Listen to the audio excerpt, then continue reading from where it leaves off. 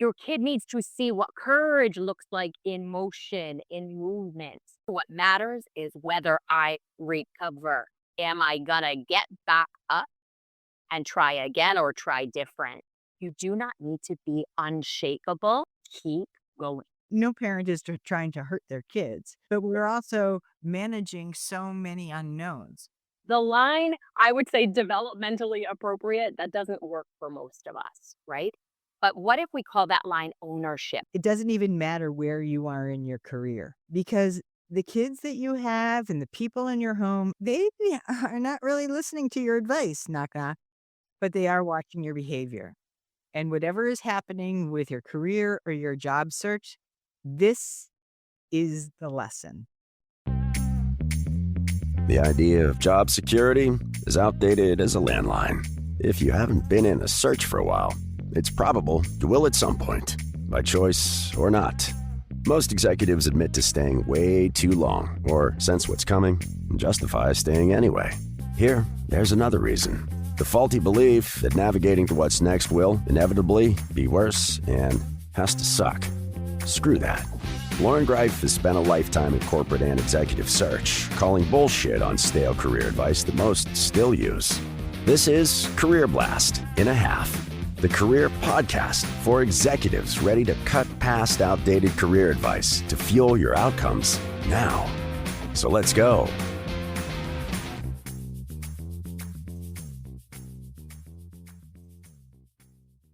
It's hard to imagine that you won't be able to relate to this episode. It doesn't even matter where you are in your career because the kids that you have and the people in your home, including your fur babies, right? They are not really listening to your advice, knock knock, but they are watching your behavior. And whatever is happening with your career or your job search, this is the lesson. And so today, I am so honored to bring you Alyssa Smith, who, thank you, Lisa Klein. Big shout out to you for inadvertently introducing us. And Alyssa, I would love for you to share how it is that you come to this level of expertise. And, today you're a parenting coach, which if I had only known you then, believe me, I would have been paying you overtime and triple time because what you do is so important. And I think it's especially peak and most important during times of really, really tough either transitions, loss, which we all have experienced some level of job loss, or just a human experience with respect to our careers. And so please help us understand like how you came to be a parenting coach. I just want to say thank you. Thank you for inviting me here. Shout out again to Lisa Klein. What a gift to the world she is. And how did I come to be here? Wow, what a question. I was in education, international education, Montessori education for a couple of decades on a couple of continents. And I was pretty darn good at that stuff, let me tell you. But as you age and you go through experiences in life, yeah, creating space for that moment, we begin to see that those things that we were focusing on and gripping so tightly to may be less important than the other real life things we're going. And for me, I went through a couple of major life transitions. Boom, boom. Well, not couple, multiple in a row. Let's Counting. not bring. I was counting. Boom, boom, boom. Within a few months, lost someone, separated from someone, realized, what is this for? I need to do something more meaningful, more deep, right? Because supporting 22 to 24 kids at a time is fantastic. And yes, helping to hold up my team as well is also great. And having two kids of my own, sure. But there are bigger messages, and the scars that we are earning that are defining who we are things that we get to work with and not work against and not hide, but work with as we step into the next level of who we are, deciding we want to be. So for me, right, and for me, I never in a million years would have thought parent coach, okay? Because I'm neurodivergent. I am a newly single parent, I mess up routinely. It's part of our routine, actually. And though years of teaching helped me understand child development, I know what's going on. I have the knowledge and the degrees and the trainings. It is a different thing to live it. Okay. And I had to come to a new level of self-acceptance to realize I can be in it and support as well. Yeah, this is a tall order, because one of the things that you really stand for is trading chaos for calm and power struggles for connection. And I can think of a no more challenging or chaotic time than when you find out that your livelihood, the structure of your day, and this thing that you've been working on for so long and dedicating all this time to, aka your job, has been eliminated, or you've been laid off, or there's been a restructuring and you're, on the collateral side of that damage. So what I would love for you to start with is just there, because sadly we're in fourth quarter. This is not going to be, somebody's going to be impacted by it, and somebody also with kids.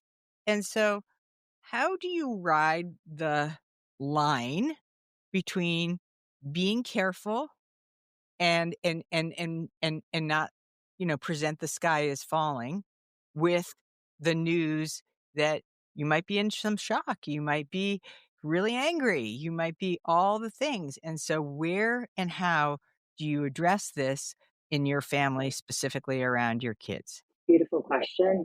And this is very real for so many of us right now. And you mentioned the structure of your day and your projects and what you put everything into. Add on to it, for some of us, a level of identity, okay, which I know you speak to in this podcast. So all of that, and to have that threatened, just feels like the sky is falling, as you said. And you're allowed to feel that, okay? We're not going to feel that for weeks on end, or it's very hard to get out. So one, don't tell yourself. There are two sides of this, aren't there? There's this line you talked about. You're like, how do we walk this line, Alyssa? And that is such a powerful and important question. There is a line. What does it look like? What does it feel like? Because I don't think, I think I've been stepping over it, or ducking under it, like, it's some kind of limbo game. How do you deal with it? Yes. Well, there are so many ways that you will have signals that you cross the line. And I'm not saying you can't cross that line. You're going to cross it. Okay. Let's just actually upfront say you're probably going to cross it unless you have some incredible self-restraint and superpowers that I do not possess. Okay. And what is this line called? Can we name the line? Because I don't even know what that is, but we know that we're trying to do right by our kids. Like no parent is trying to hurt their kids, but we're also managing so many unknowns. So is there a name for this here line? Right. What do we call it? So teacher lingo, educator lingo is like developmentally appropriate, right? It's okay to have push. We actually want some of that for growth, right? But we know that their brains aren't done developing until their mid-20s. And for them to see their parent completely crumble, to say things aloud that make them feel, because it's what we say is their reality. I can't get through this. I cannot do this. This is the end. I'm nothing with all of those big absolutes, those definitive, that becomes what they internalize. Stress is enemy. Stress is automatic failure. Okay. The line, I would say developmentally appropriate, that doesn't work for most of us, right? But what if we call that line ownership? What if we call it that? Because my big feelings, do I want my 8-year-old, my 12-year-old to carry those feelings around in their school day and in their interactions with their teachers and their peers? Or is that for me to own? Is that for me to seek out other professionals, friends, right? Who can help me hold my own stuff by mirroring back to me what they hear. And saying, I'm connected with you. Right. Mm. So when kids, right? When they see a parent who is in some kind of stress spiral, what are they at their whatever developmentally appropriate level? What are they learning about failure, resilience, and really understanding like how these things metabolize? Yeah. Okay. So when they see us in that, oh my gosh, I'm in a low point. Okay. I want to acknowledge that if we say if we do cross that line, that ownership, like I'm putting my well-being needs on my child, which isn't a line we should cross. Your well-being is on you. Okay. It's not on your child. So if we're crossing that and our child feels, oh my God, I have to hold up my parent, that feels impossible. That feels terrifying. And they feel like the sky is falling, only they don't have a lifetime of experience to back up the fact that it's not actually falling. Their anxiety skyrocket, okay? And boom, boom, boom, back and forth. We are modeling, we are mirroring one another and a dysregulated nervous system, right? It's a ping pong game. It gets bigger and bigger. It must be the role of the parent to step back from it. And Okay. what are they picking? What are they learning when they see that? Because every kid is watching a parent in multiple situations, obviously, but in this situation, what does that then teach them going forward about things that may show up as failure or resilience? So they're starting to equate mistakes or like bad news from the outside as actual danger. So we start to feel actual danger, they do, when they watch us lose our resilience and kind of stay there. Okay. So mistakes are dangerous instead of opportunities for learning or little edges we get to toe to see how much we can do. Right. And kids who are seeing this, ooh, this failure is something we need to be afraid of and we can't face, that becomes their own, I'm unable to do something too in the face of scary things, in face of failure. This is my role to sit back and accept the circumstances, right? But if they see a parent who learns to pause, breathe, we all say those words, right? Reflect, own, hey, I was dysregulated yesterday. You saw mom in a spiral. Okay. I said some things that I was feeling, but my adult brain knows none of that is the truth, right?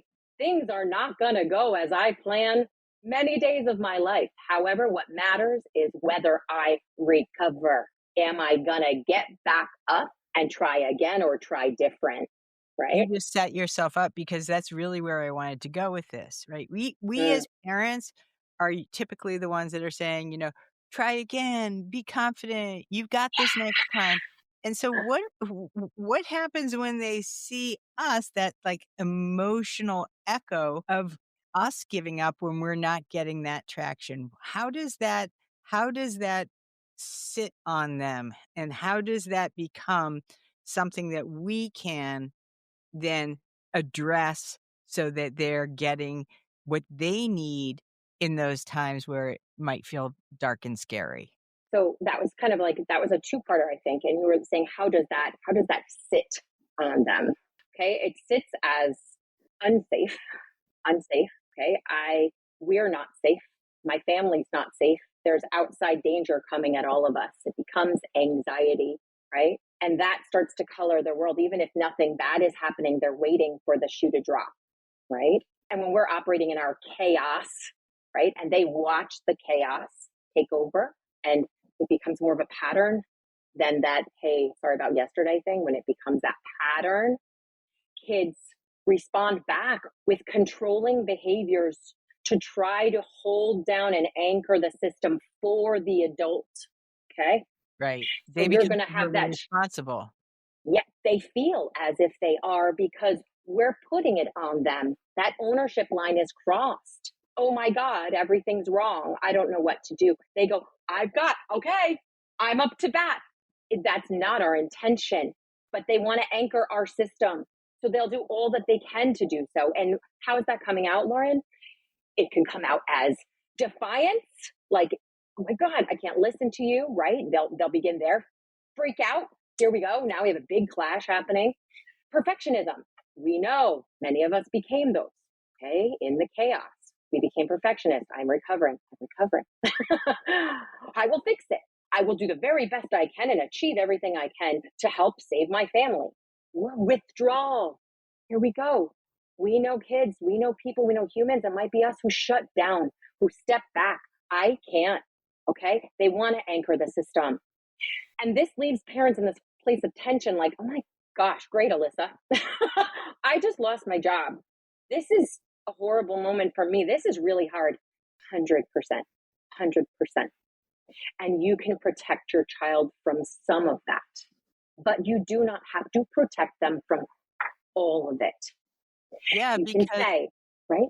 Yeah, right, go. like, it seems like you're in a little bit of a catch-22. If you're silent and pretending too much, "This isn't as bad. We should all, just throw all caution to the wind and not worry about a thing. It's gonna be great." Then what are you teaching them about being courageous and honest?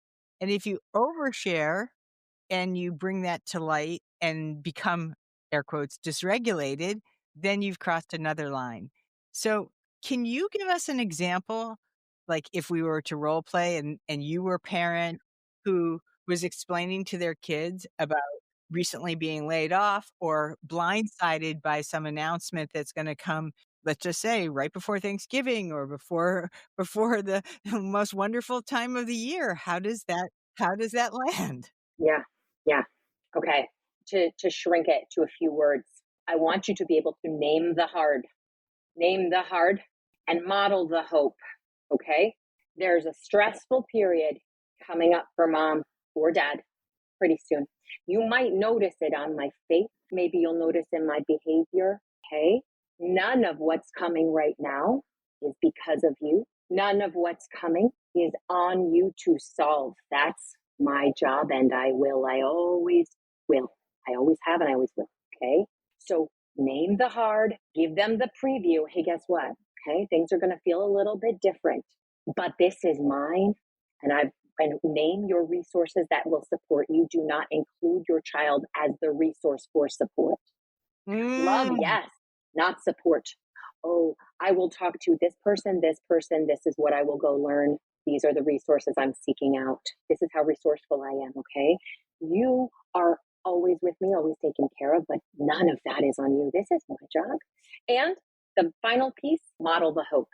So name the hard, name the boundary. This is not yours to hold or solve, okay? And model the hope. I have done hard things before, kiddo. Okay. I have lost what I've lost. We know we've lost Granny. We've whatever, right? That has been massive. And guess what? Here we are. Here we are. Okay. All right. I am blowing the lid off of our best kept secret, our 30-day blast program. Yeah, you heard it. 30 days. We have seen so much success for this program that past clients have landed in that 30 days and increased their compensation 40, 50, 60, 70, 80, over 100%. Now, not everybody lands and earns that much in 30 days, but my point is it prepares you. And in 30 days, if you're not out of there with a changed mindset and changed, clear and simple ways to be able to navigate the market this year, then we'll gladly refund your misery and you can go back to applying now. Check out the link below for the next 30-day blast, and we would love to have you there because we live for your success, and that's what's really important. See you then. Wow. I mean, so clear and clean, and also such a delicate but beautiful balance. And I got all choked up when you were putting this out there because that's real 300 level parenting. And you just really simplified that. Hold I this am space for curious, right? that. When Yeah. now, let's just say, fast forward, now you're in the job search. And I have yet to meet anybody in the job search who hasn't experienced some level of ghosting or rejection or things that are just part of the process. And so part Yes. of this is how does a parent handle those things in a way that does, again, that fine line between, you know, shit happens and, put your big girl pants on. And this is real and this stings a little bit because I can imagine that part of that ghosting, which we didn't even call it ghosting back in the day, but it happens in real life for everyone at every age, and also rejection. So where is the best practice for handling rejection and dealing with ghosting? Oh, oh, I'm really good at handling rejection. Just kidding. All of us have it, whether we want it or not. Again, these are opportunities for learning. So every challenge that we see and we're like, oh, shaking our fists, you're allowed to shake your fists. You really Mhm. are. Okay. Okay. And then we go, how can this be an opportunity for learning for my little observers? Because they are observing, they're eating their popcorn. It's a drama today, tomorrow it's a comedy. They're watching it. So how can I be a human being in front of other human beings who are like mirroring my neurons? Let's make it really simple again. Okay, allow them to see you be human. I said it right there. You're allowed to cry. You're allowed to even shout. I know all the parenting experts are going to come at me for that one. It happens. I'm sorry. It's going to happen. Okay. You are allowed to make a mistake. You are allowed to cry, shout. Be human. Okay, number one, going. You do not need to be unshakable. Your kid needs to see what courage looks like in motion, in movement, right? Courage in motion. Like, we need Mhm. t-shirts, man. I mean, seriously, courage in motion, that's and what does that do for our little observers when they see that? What is the win for them, even if we don't necessarily register it as a win where they're, like, jumping up and down and they're so excited, right?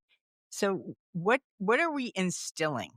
We're helping to nurture this idea of agency and self efficacy. I can move forward even when it's scary. In fact, this is when the most exciting things happen. Okay. This is scary. I'm not going to lose. I'm going to get what I want or I'm going to learn something. Okay. Mm. Mistakes are gold. My girls shout and celebrate mistakes. I made a mistake. I made a mistake. I get it. Mistakes are gold. They see things as puzzles they want to solve. Get me in there.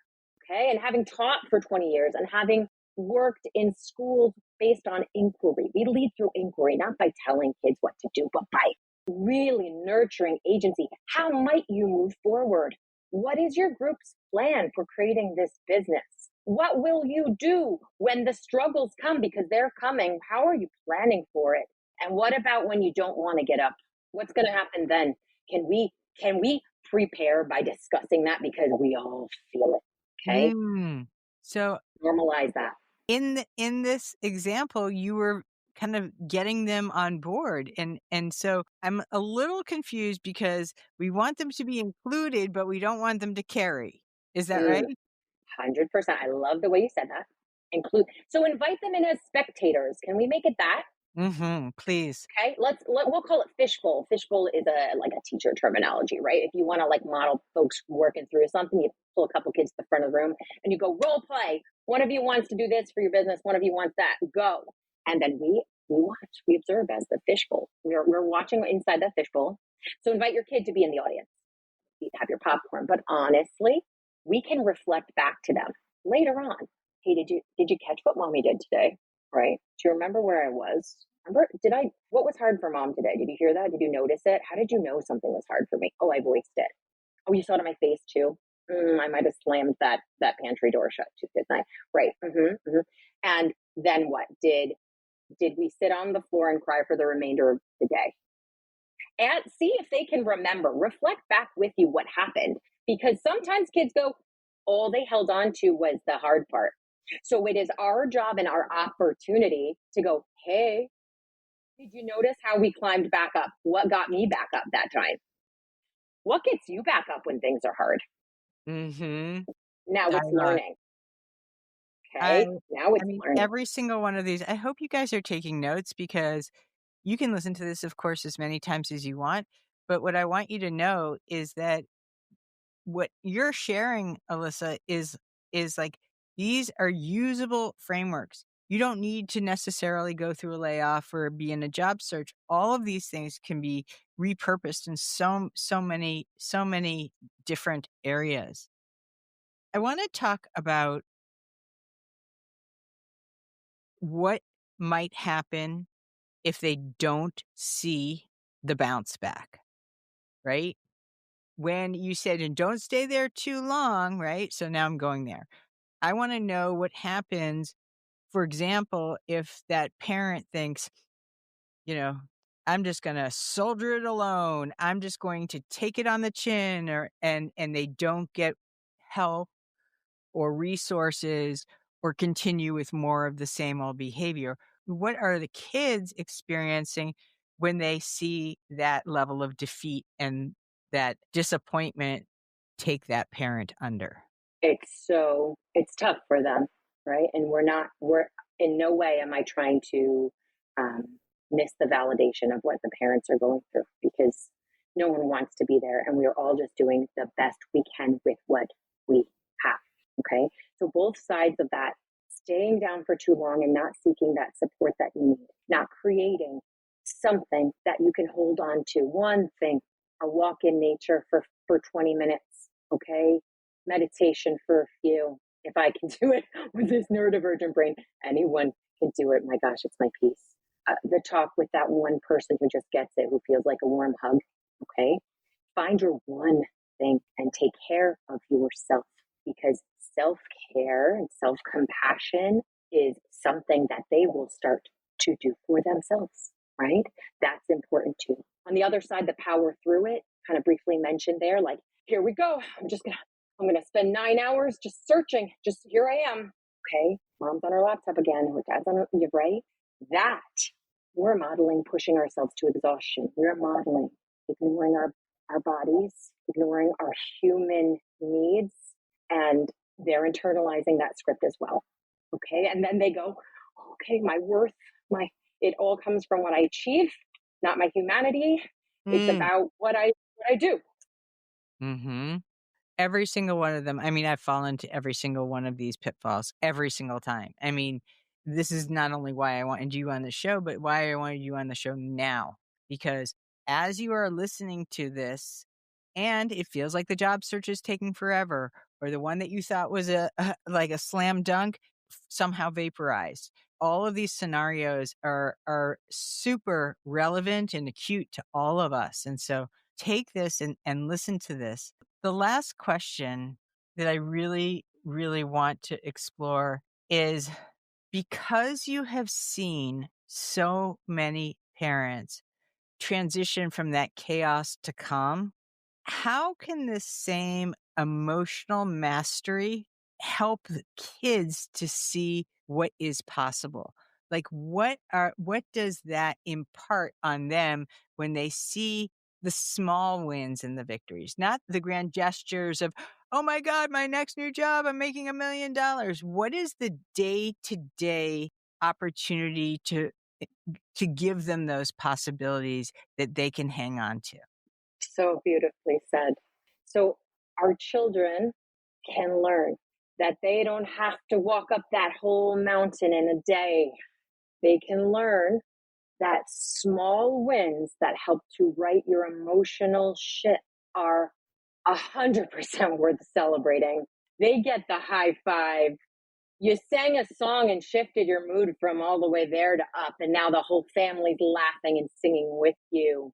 Okay, so those little tiny things that allow you to get closer to the emotional state you want to be in, they are effing worth it, right? The art, the song, the joke book, the time in nature, it's actually worth it. It's your humanity that you're nurturing, and your humanity is worth nurturing. That's why you're here. You're a human, okay? And you get to enjoy life. So things can be tough, and at the same time, we get to still enjoy what's not tough. I lied. I said that I said that I had one last question, but I realized I have one last question. Okay, so here it Okay. this is always interesting to me because I've been this person again. I have no problem, no matter how broke I am, in finding the resources, financial resources, and maybe bandwidth too, to support my kids in another class, to help them pursue an interest and support that and, finding maybe a new teacher, a new way that they get to do that. Help me understand how we as parents can alleviate some of the guilt when we know that we need to invest in ourselves. And you're not willing to? The clarifying Yeah, question. and And you're you think to yourself, yeah, good. And you think to yourself, "Oh my god, like that would be crazy. Like I couldn't I couldn't go work with a speech coach or mhm, a therapist or a career coach mhm, because mhm. I need to spend all of my available funds on developing my kids." So what are they picking up? What are we putting down? You're putting down your own needs, your own life force, your own energy, the thing that gets you out of bed in the morning. You're putting that down, and you're modeling for your kids. Oh God, it like breaks my heart. When I say they, I say we because I've absolutely done it, right? You're modeling for your kids that they should do the same, right? You're high achievers. You know what? When things get tough, you just put that by the wayside. We get to establish boundaries for our own well being. Boundaries are love in action. When we model that, this is self love in action. Okay. When we do that, when we say things are going to get tough, and here's what I'm going to lean on, here's what I need to be well in my body and my mind and my spirit. This is what I know I need, and I will hold on to that no matter how tricky things get, because it's normal for us to drop and loosen our boundaries in times of chaos. We're like, does it nothing matters anymore, right? We feel like, well, how can I possibly? Because you're modeling that holding on to your well-being and owning, having that ownership of your well-being and taking responsibility of that is not a choice, right? It's a gift you get to give yourself. It must be you, right? You may have all the resources you want, but it must be you. And your children are watching and they go, it must be me. When things go tough, I am supported. I am never alone, but I must choose which way forward for myself. I know there's the other side. I get to choose it. And it is Yeah. something I must do. Yeah, I get to figure out how I can get what I need, my support, whatever that is, so that I can achieve the bigger goal at the end, right? So I can get the wins that really make a difference for me. Would you Mhm. would you please tell us about your new course and also where we can find you? My pleasure. I've got a master class coming up, and this one's going to repeat quarterly. So no matter when you listen to it, it'll be available. Ooh, I see the the rubbing of the palms. It's called the pushback paradox. Okay, why your child's resistance is actually a sign of growth, and how to parent confidently and compassionately through it. Spoiler alert: we learn about taking care of ourselves through our own resistance too. Okay. And where to find me? I am most active on LinkedIn. You'll find me Alyssa Smith, MED. I'm there.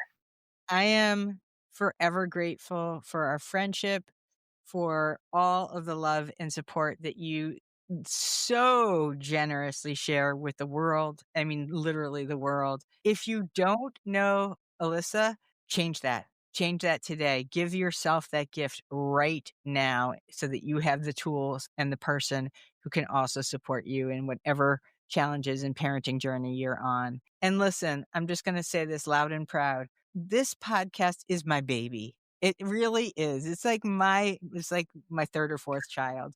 And that being said, if you feel like nurturing this and developing this podcast, every single review, I just want to say I read them, I appreciate them, and guess what? We're growing out of our out of our toddler pants, and we're getting to be like more on like the kid end, and we're gonna get mischievous, and we're gonna be exploring, and we're gonna get into all kinds of good trouble. So Thank you, thank you, thank you for everything. All of you listeners are just literally like you light me up. And to those of you who might be going through tough times, please know that you are not the only one. Share this with a friend who might be hitting some really tough times and know that we are here. Alyssa, of course, on the parenting end, me on the career end. And we really love to help make this a lot easier and hopefully a lot more on the growth side than the grit side. All right. Thank you so much and have a great rest of your day. Thanks for listening. I am blowing the lid off of our best kept secret, our 30-day blast program. Yeah, you heard it. 30 days. We have seen so much success for this program that past clients have landed in that 30 days and increased their compensation 40, 50, 60, 70, 80, over 100%. Now, not everybody lands and earns that much in 30 days, but my point is it prepares you. And in 30 days, if you're not out of there with a changed mindset and changed clear and simple ways to be able to navigate the market this year, then we'll gladly refund your misery and you can go back to applying now. Check out the link below for the next 30-day blast, and we would love to have you there because we live for your success, and that's what's really important. See you then.